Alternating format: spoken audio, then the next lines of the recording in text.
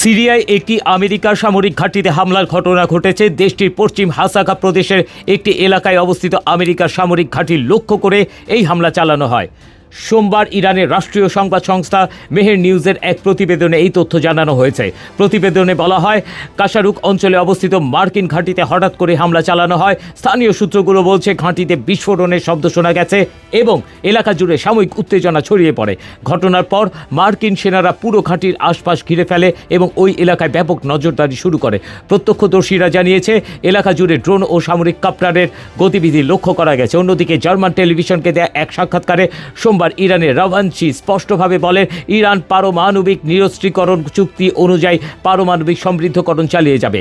রাশিয়ার president Vladimir Putin বলেছেন তার দেশ ইরানের জনগণকে সহায়তা দিতে প্রস্তুত। তিনি বলেন, ইরানের বিরুদ্ধে যে অভিযোগে আগ্রাসন চালানো হচ্ছে তা ভিত্তিহীন।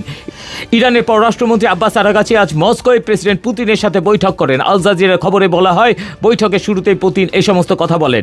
কাতারে অবস্থানরত যুক্তরাষ্ট্রের নাগরিকদের সতর্কতা বার্তা পাঠিয়ে নিরাপদ আশ্রয়ে থাকার পরামর্শ দিয়েছে দেশটি দোহায় অবস্থিত যুক্তরাষ্ট্রের দূতাবাস।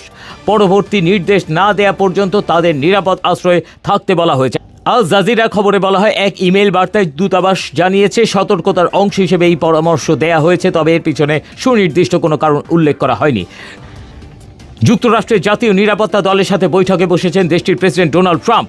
সংবাদ মাধ্যমের সূত্রে জানা গেছে, ওয়াশিংটন হোয়াইট হাউসের ওভাল অফিসে স্থানীয় সময় আজ সোমবার বিকেলে এই বৈঠক হওয়ার কথা রয়েছে। তেহরানের নীতির পরিবর্তন না হলে ইরানের শাসন কাঠামো বদলে ফেলার হুঁশিয়ারি দিয়ে রেখেছেন ট্রাম্প।